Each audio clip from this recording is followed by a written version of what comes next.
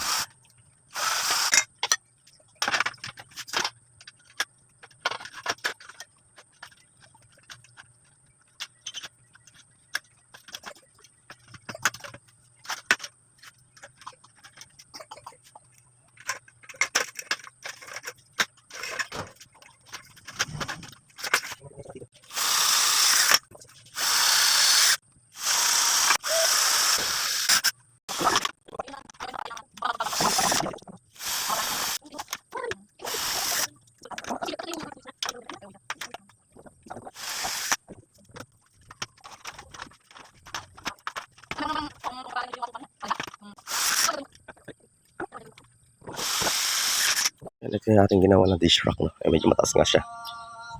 Meron siyang tauban ng plato, dalawang tauban ng plato, dalawang tauban ng baso. Tsaka meron siya isang layer dito.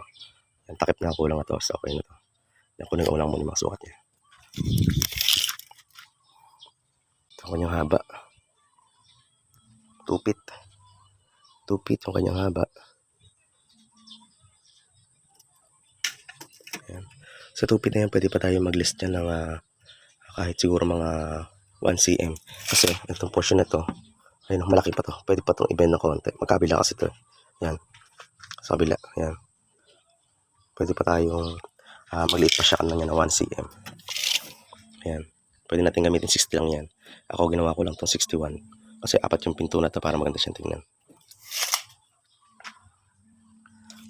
Tapos yung lapad niya. Ayan, 35 yung lapad. 35 yung lapad niya. Tapos itong patungan na to, yung suotan ng ating tray. Ayan, 21 half.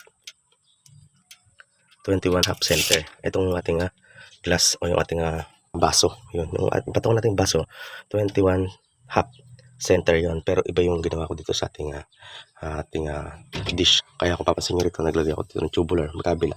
Pwede rin para katsan ilipat to, pwede. Yan, sakto siya. Pero dito, in-adjust ko pa dun yung konti yung ating dish rack para magbumbo pa ng konti dito. Kapag kasi dito ko lang siya nilagay, medyo nakatikom siya. Hindi umaabot dito sa dulo ng kanyang plato. Pagka medyo malaki plato. Kaya ganyan ang ginawa ko sa kanya. Bali, may mga butas ako nakabang dyan. Just in case na pwede nilang ilipat-lipat kung medyo malaki plato, ibababa lang nila to para hindi sumasabit dito sa taas na to. Bali, sukat ang ginawa ko sa ating dish rack ay sa ating plate.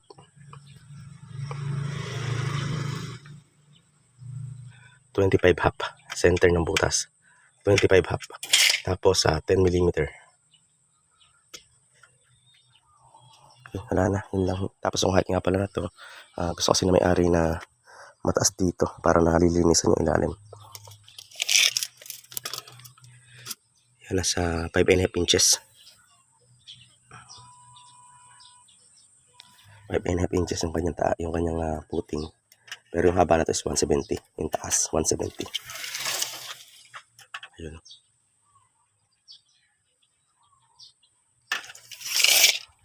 Ayan.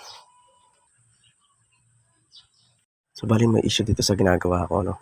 Ang ginamit ko rito dito sa pinakagilid niya is 1.5 by 1.5. Pero sa conceal hinges, hindi pa rin pala tayo aabot dito sa pangalawang tornilyuhan. Dito lang sa una. Kaya, ganito itsura niya. Tubular kasi ako dito ng 1 by 1. Hindi siya pantay. Hindi siya pantay na ganyan. Subukan natin ilagay yung ating takip na to para makita natin issue. Ayan, ano, ito yung kanyang issue na sabi ko sa inyo. Ayan yung issue niya. Yung conceal hinges natin, yung tornilyuhan niya, yung unang tornilyuhan lang yung matutornilyo, yung kabila hindi na. Yan, mawawalan siya ng tornilyohan sa pangalawang butas. Dito sa oval hole, ayan. Wala na tayo diyang tutornilyohan, no? Kaya, ang naisip ko nung una, magbutas na lang. Ayan, papansin may butas yan. Yun, sunog na yan. Ayan. Sunog na yan. Sunog na yan. Binutasan ko. Kaso nga lang, stainless kasi ginagamit ko rito na hinges. Kaya medyo makunat. Kaya mapipilitan tayo mag-adapt dito sa gilid na to. Minsan ginagamit ko dyan is angular na 1/8 na angular na 1x1. Pero ngayon, gagamit lang tayo dyan ng screen frame para malagyan natin yan kasi gawa nga na hindi pantay yung ating tubular. Ayoko na rin kasi maglagay dito ng angular. Gawa nga ng mahirapan ako sa kanyang i-drill bit. Gawa nga na mayroon na siya mga nakaharang. May cladding na siya sa side tapos mayroon pa tubular na nakaharang kapag angle yung gagamitin ko. Ayan, halimbawa ito yung angle na ina-adapt ko sa ganito. Ayan, minsan nilalagyan ko siya rito para lumapad may parang tayo pagkapitan ng hinges. Ano? Kaso nga lang, ang problema dito, ayan, ganyan. Ayan, pag ganyan nalagay, puputasan ko siya rito. Dito, tsaka dito, tapos i-ribit ko siya sa gilid. Problema nakaharang na to. Kaya negative na tayo dyan. Kaya naisip ko ng paraan kung paano para natin ito masusolusyonan. Kaya naisip ko ay ito. Ito yung ating pagputulan ng SF. Ayan, papansin nyo yan, SF yan eh. Inunat ko lang itong portion na to. Tsaka itong ilalim. Ayan, ganyan ang itsura niya. Inunat ko siya. Para may adapt natin siya rito. Kasi ito nakalubog. Tamang-tama yung pagkalubog niya kasi hindi ito pantay. Ito yung dito sa part na to. Tapos ito dito para umangat pa to. Ari ganito ang gagawin ko dyan ha. Ayan o.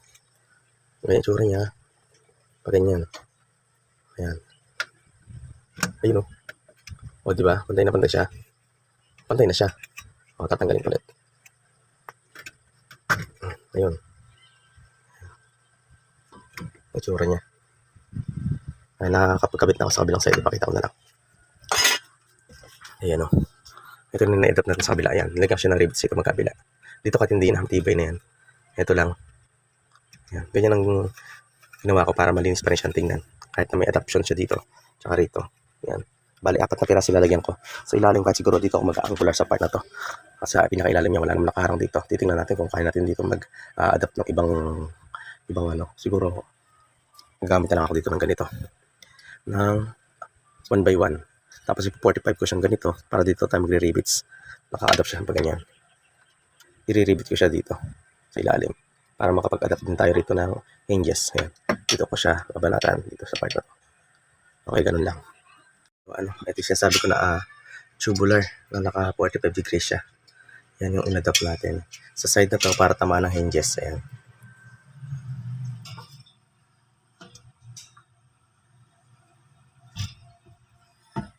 Ikakabit lang ulit ako sa ilalim para masample tayo.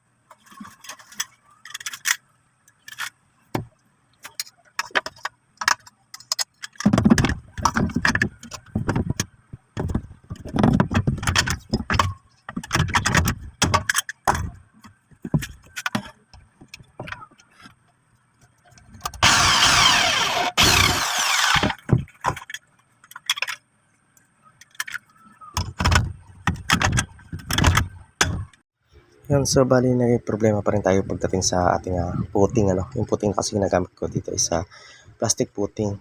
Meron din tayo ditong puting para sa 1x1. Yan, ito saktong-sakto lang tong rubber puting o plastic puting natin sa tubular na aluminum na 1x1. Ito, tubular na 1x1. Yan, sakto lang to eh. Ano? Diin lang siya. Ayan, pasok na agad siya. Ngayon may problema tayo sa 1.5 by 1.5 na tubular. No? Ito yun. Ngayon ayaw niya magkasya. Ito yung ating ito sa tubular na bakal, kasya-kasya lang to. Pero pagdating sa aluminum, hindi siya kasya. Sobrang laki. Ayun o. Sobrang laki niya. Dito pa lang sa umpisa nito, sa bibig pa lang na to, hindi na siya makasya halos. Kasyang-kasya siya, kaso hindi na siya sasagad sa ilalim. Gawa nga na mayroon pa siyang mga ganito. Kaya para magkasya siya, ganito gagawin ko. Kinat ko. Ayan. Pinagkatan natin. Kinat natin lahat ng palikpik. Ito may mga palikpik kasi ito para mas makapit. Tinanggal natin. Yan, pag natanggal natin, tsaka natin susubukan ipasok. Pwede na siya. Tulad niya sabi ko kanina, dito pa lang sa umpisa medyo pahirapan ng ipasok. Pero pumasok naman siya kanina. Kaya tinanggal ko lahat ng palikpik para maisagad natin siya sa dulo.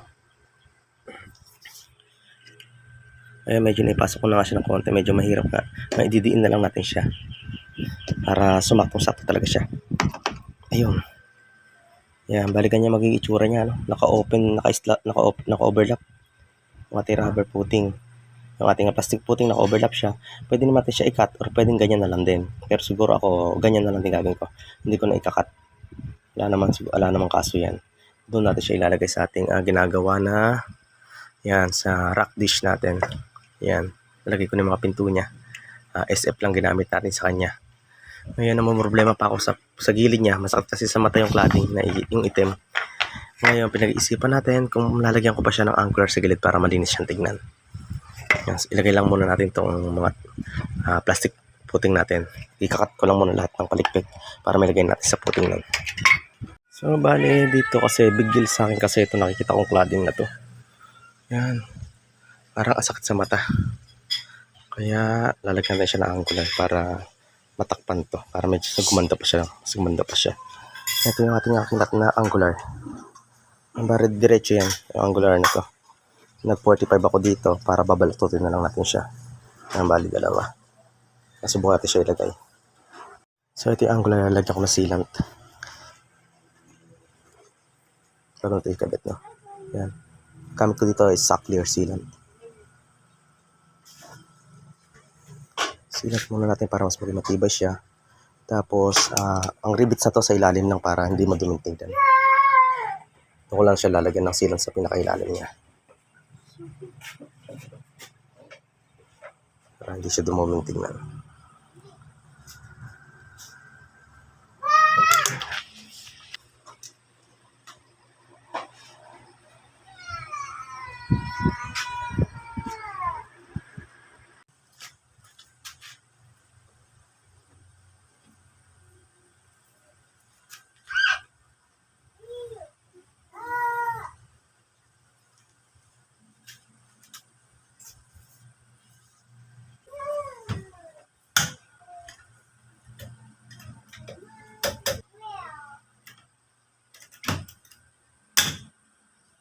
Ano yung finalidad ng ating ginawa na dish rack. Yan, meron siyang 4 doors. Yan, SF. Yung ating ginamit sa kanyang door frame. Then, ito yung kanyang platuhan. Up and down, tapos ito yung ating glass. Yan, dito kasi yung kanyang strainer. Meron siyang drain, water drain dito para just in case na tumutulo pa yung mga platong nanggaling dito sa dalawa na to, masasalo dito sa ilalim. Para may tatapon din agad. Yan. Tapos ito yung ating ginawa na hinges. Yan. Papasin nyo nga dyan. Yan. Nag-fabricate lang tayo rito ng SF lang din to. Screen frame yung ganito. Bali, inunat lang natin yung gilid-gilid. Para tumama yung ating hinges. Mayroon siyang tamaan na kakapitan. Ayan. Bali, wala kasing kakapitan. Kinapos siya. 1.5 na to. Pero kinapos pa rin yung kanyang tatamaan ng kanyang tornilyohan. Kaya nag-adapt tayo dito. Yan, saktong-sakto naman kasi nakalubog yung ating tubular dito. Kaya saktong-sakto lang siya. Yan, pantay pa rin siya. Yan, bali ganyan yung ating tsura niya, ating dish rack. Yan. Bali, 4 kasi yan. Meron pa rito kasing isang lalagyan pa rin ng baso. Yan, actually, pwede rin ito lalagyan ng kutsara siguro. Yan, pag ganyan siguro, pwede rin siya lalagyan ng kutsara. Nakapaganon para wag lulusot dito. Yan, or else, yan, pag ganyan. Yan, pwede rin natin siyang lalagyan ng kutsarang ganyan. Yan. Tapos, meron lang siya isang divider dito or isang patungan. 1, 2. Yan, tapos ito na yung kanyang. Yan, pwede itong lalagyan ng kung ano. Yan. Water drain din kasi ito. Yan. Itsura niya.